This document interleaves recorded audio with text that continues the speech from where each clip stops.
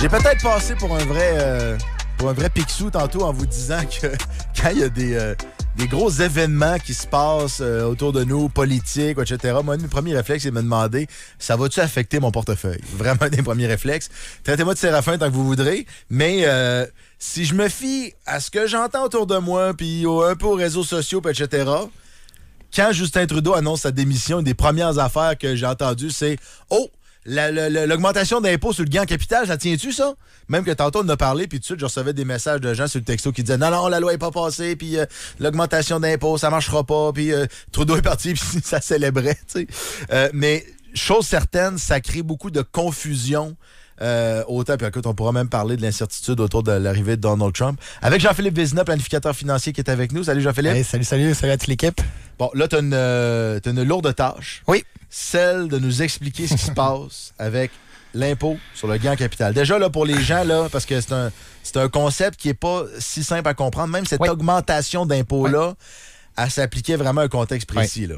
J'aime bien ta question pour casser la glace. En fait, juste bien comprendre là, qu'est-ce qui s'est passé l'an passé avec la nouvelle loi sur le gain en capital qui venait changer le taux d'inclusion. Pour faire ça simple, à partir du 25 juin 2024, tout gain en capital, quand on dépasse 250 000 de gains en capital pour un particulier, n'est plus avec un taux d'inclusion de 50 % mais de 2/3. C'est ça. Donc, c'est plus 50 % de ce montant-là qui est imposable, c'est 66 % de ce montant-là qui est imposable. Par contre, pour les sociétés ou les fiducies, donc les gens qui ont des compagnies, des entreprises, c'est dès le premier dollar de gain en capital. Donc, on n'a pas l'exemption là, du 250 000 à 50 %, c'est tout gain en capital est à 2/3. L'exemple qu'on utilisait souvent, c'est, mettons, quelqu'un qui vend son chalet parce que tu as une résidence secondaire puis ça te permet d'avoir quand même un beau gain en argent.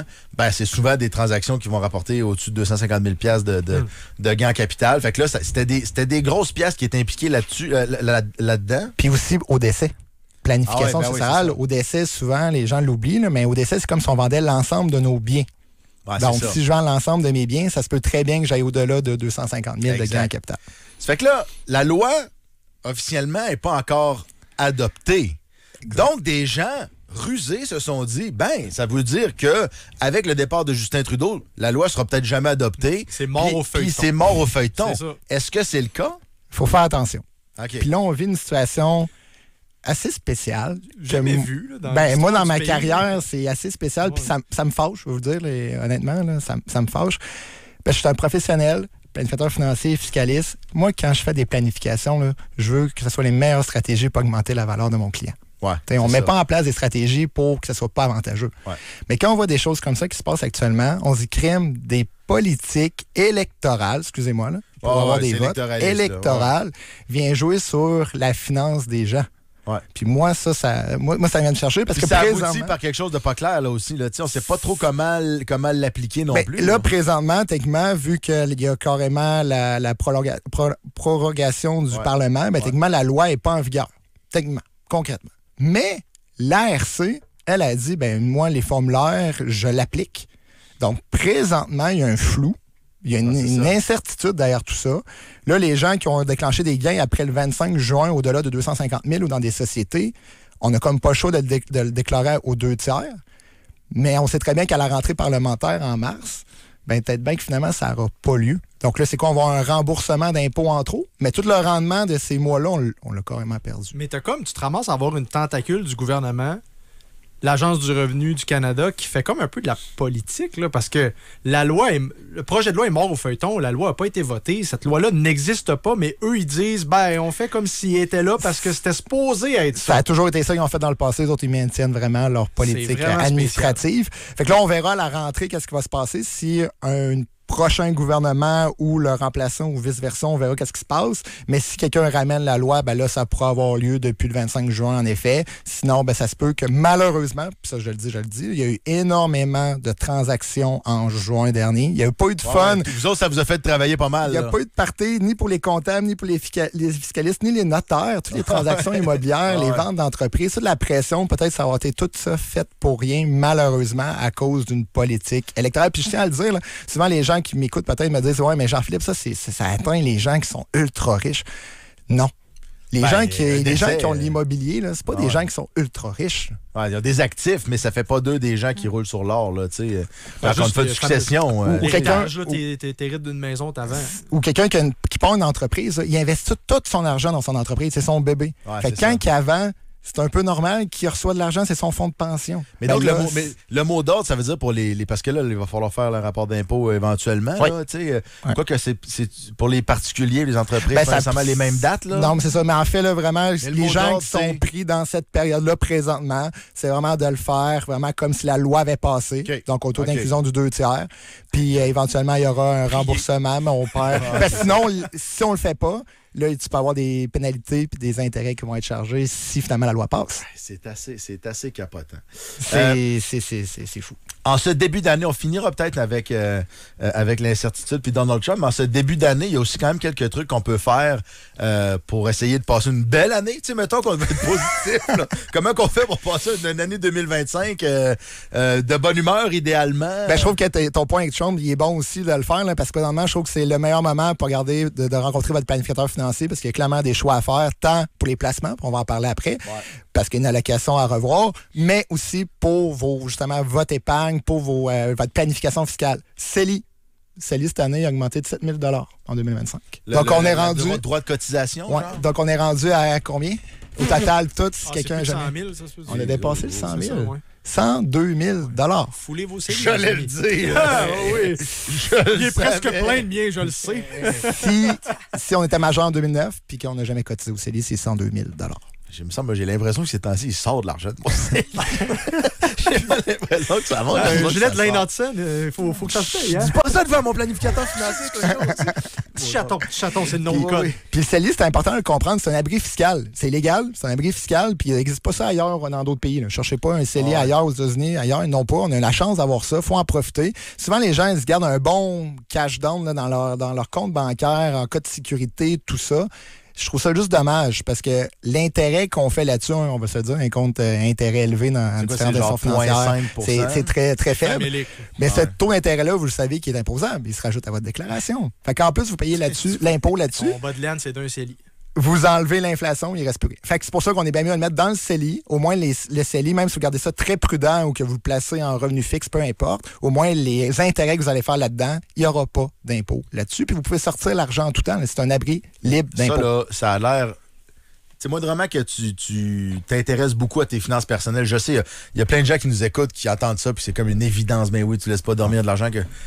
Mais si vous saviez dans mon entourage, puis ça doit être encore pire dans ton cas, comme c'est ta job, mais même moi, juste dans mon entourage, en jasant avec des amis, le nombre de fois que j'ai vu, puis j'ai entendu des gens là, qui avaient des sommes importantes, là, plusieurs milliers de dollars là, Un compte chèque? dans un compte d'opération. Là, tu sais, là, je sais pas si c'est même dans toutes les institutions financières, mais moi, la mienne, là, je suis un bon Lévisien, je le sens vert, vous savez c'est laquelle, là? Il te charge des frais de transaction, mais dis si tu gardes, mettons, 5 000 $ dans ton compte chèque, là, tu payes pas tes frais de transaction de 5 $ par mois, mettons. Mais tu sais, tu laisses dormir 5 000 $ dans un compte où il se Travaille passe pas pour toi, cet rien, argent-là. et tu fais aucun rendement. Paye le 5 $ par mois, puis mets ça d'un CELI, là, cache ça, vite. Puis Vite, des fois, cache ça. je vois des affaires. Moi, j'aime ça des fois un peu boursicoter. Puis maintenant, c'est tellement rendu facile avec une application Ah oui, genre Wealth oui, Simple, ben oui, peu ben importe. Tu fais ça d'un CELI, là, parce que si tu fais un gain, ben. Oui, mais moi, je te dis juste un avertissement. Là. Par Si- plaisir, là. Moi, Ouais, c'est c'est vraiment, ça. c'est pas C'est quelque chose ça. que je fais Faut- quotidiennement. Exact, là. c'est parfait, c'est beau. Si c'est quotidiennement, là, c'est du day trading, puis là, oui, ça C'est pourrait une être job. du revenu d'entreprise. C'est ça, Ouais, exactement. Même dans le CELI, fait qu'il faut faire. Oui, oui, faut Ouais. que tu fasses attention avec ça. Avant, au début, là, il n'y avait pas cette règle-là. Fait que aujourd'hui, il y a des gens qui ont des CELI là, de 750, 1 million, parce qu'ils ont pris des penny stocks, des actions Ouais, vraiment ouais. à quelques cents, puis ça a explosé. Ouais, Fait c'est que le leur genre de CELI boîte a de explosé. Pandore. Par contre, l'inverse Ah, parce que fait c'est mal les aussi. rendements, c'est les rendements qui ont fait exploser le CELI, donc ils peuvent le laisser dans le CELI. ça, Fait c'est pas que, imposable. puis, mettons, demain matin, tu as 200 000 dans ton CELI, tu retires le 200 000, tu peux le remettre l'année suivante. Parce que j'ai sorti de là. Parce que Tu le perds maximum, pas. le 102 000 dont tu parlais tantôt, c'est le maximum que toi, tu peux cotiser. De cotisation. Mais OK. Mais tu sais, pour taponner Pour ça un que je peu, là, pose. pour le Oui, je suis agacé. Mais c'est vrai que c'est important de le dire, parce que quelqu'un qui fait ça à tous les Ouais, jours, ouais. tu peux te faire pincer. On sait pas qui nous écoute, hein, fait que des fois. C'est pour ça qu'on a un pro avec nous. Puis aussi, la période REER, on s'entend, là, on commence à être pas mal dans la période REER jusqu'au 3 mars. Donc aujourd'hui, cette année, la date limite, c'est le 3 mars 2025. C'est tout le temps 60 les premiers jours. Fait que si on fait le calcul, ça nous amène au 3 mars. Donc, justement, les gens qui veulent cotiser pour 2024, date limite, le 3 mars. Petit rappel là-dessus, les REER, souvent les gens disent « Ah, mais les REER, quand on le sort, il y a de l'impôt. » Ouais, mais quand on cotise, on a un retour d'impôt, on réduit notre taux, notre revenu imposable. Puis juste faire attention, là, souvent on dit « Ouais, mais c'est juste l'impôt que je chauffe. » Non, non. Il y a aussi les allocations famille, les crédits d'impôt. Ouais, donc, des fois, juste de cotiser peut-être 5 000 on va chercher beaucoup plus que juste le retour d'impôt. On a droit à des nouveaux crédits, peut-être. Ça aussi, c'est quand même important parce que à un moment donné, je me suis aperçu que toutes les personnes riches dans mon entourage me disaient « C'est facile l'épargne, tu commences par maxer ton REER. » Bon, premièrement, il faut quand même gagner pas mal d'argent là, pour maximiser son REER. Je comprends que c'est 18 de droit de cotisation par année, mais il faut quand même bien qu'il te reste de l'argent au bout du compte. Là, c'est toutes des personnes prendre des qui marges de crédit. Non, mais tu sais, j'avais du monde qui gagne 200 000, ils ont plus de facilité que moi à maxer leur REER. Mais c'était quand même ça qu'il disait. Il disait quand même, j'imagine que la stratégie doit s'adapter à tout le monde, mais il me disait quand même, là, avant de vouloir investir dans l'immobilier, par exemple, puis avant de trop diversifier, maximise ton REER parce que ça finit au bout du compte par être ça qui est le plus payant, j'imagine, en raison de la fiscalité. Ben, c'est sûr, mais il faut faire attention, comme tu l'as mentionné très bien, Paul Raff, je te donne un collant. À quel qu'on se parle toutes les semaines. T'es rendu un professionnel de la façon financière. Mais en effet, tu as entièrement raison, mais il faut faire attention du revenu imposable. Quelqu'un qui a un revenu imposable de 20 000, 30 000, ben, peut-être qu'on est mieux de le mettre une partie dans le CELI et non juste maximiser le REER parce que le retour d'impôt va être très faible. On est bien mieux, bien plus avantageux dans le CELI. Fait que c'est pour ça qu'il n'y a pas l'ancienne règle de dire oui, 100% REER, puis il n'y a pas la nouvelle règle de nouvelle génération, 100% CELI. Moi, je suis un peu entre les deux. Je dis oui, les REER sont bons, mais justement, on a des logiciels, on peut optimiser c'est quoi le retour d'impôt réel, puis dire l'excédent, on le met dans le CELI. Et sinon, rapidement, je sais que tu veux parler beaucoup de M. Trump, mais rapidement, CELIAP, 8 000 si vous avez ouvert votre CELIAP dans le passé ou si vous l'ouvrez cette année. Donc, CELIAP, c'est un mélange de CELI et REER dans le sens que quand vous cotisez, retour d'impôt, si vous prenez le CELIAP pour acheter une résidence, une première maison. L'équivalent du RAP. Finalement, mais il n'y a pas de retour. Vous n'avez pas besoin de leur payer. C'est vraiment intéressant. Puis je le dis tout le temps, les gens qui sont en location, qui n'ont pas de maison, qui ne veulent pas de n'avoir, puis qui maximisent leur REER, ouvrez-vous un CELIAP. C'est un 8 000 de plus de cotisation, de déduction que vous allez chercher. Ah, bah c'est ça. Bah, puis au pire, vous le verrez dans votre CELIAP, dans votre REER, puis ça ne touche pas vos droits REER. Fait que c'est comme un 8 000 de bonbons. Le droit de cotisation de plus, dans le fond. Ouais, sinon, il y a d'autres choses à revoir. Là, rémunération, RE, on en parle tout le temps. REI aussi, si vous connaissez des gens qui ont un handicap physique, mental, c'est le plus beau régime au Canada. Donc, ne pas oublier ce régime-là aussi que personne ne parle. Je t'avais dit que je voulais finir avec Donald Trump, mais en vrai, c'est parce que c'est un peu en lien avec tout ce qu'on raconte depuis tantôt. Là. Ça crée de l'incertitude. L'affaire qui est peut-être unique en ce moment, c'est que on dit souvent que l'économie, c'est cyclique, puis qu'il y a des hauts, il y a des bas, puis c'est un peu... Puis des fois, on le voit venir un peu, fait que là, on est capable de se préparer. OK, y a-tu une récession à l'horizon, puis on s'ajuste. Mais là, c'est comme si on attend au 21 janvier la sermentation de Donald Trump pour savoir si on va tomber en récession ou non.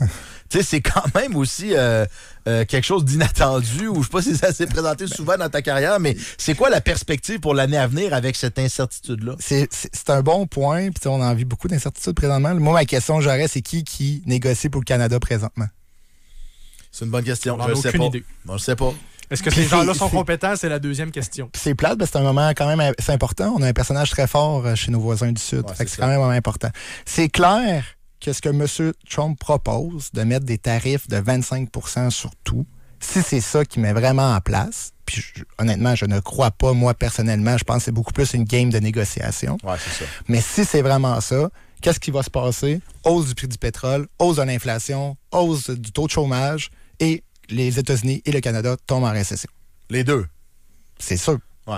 C'est ça qui est envisagé. Si c'est ce scénario-là, mais c'est pas le scénario qui est envisagé. Le scénario envisagé, c'est quoi? Parce que justement, le 25 %, bon, les politiciens s'y préparent, ça négocie, mais on s'entend dans le public qu'il n'y a pas grand monde qui croit à ça. Les économistes trouvent que c'est farfelu. Mais c'est quoi la perspective, toi, comme le scénario qu'on voit, puis que beaucoup d'institutions financières voient beaucoup avec différents économistes, c'est que oui, il va y avoir des mesures, parce qu'on le sait, Donald Trump, c'est un personnage qui veut paraître un vainqueur, qui veut gagner devant son peuple. Donc, c'est sûr qu'il va gagner quelque chose.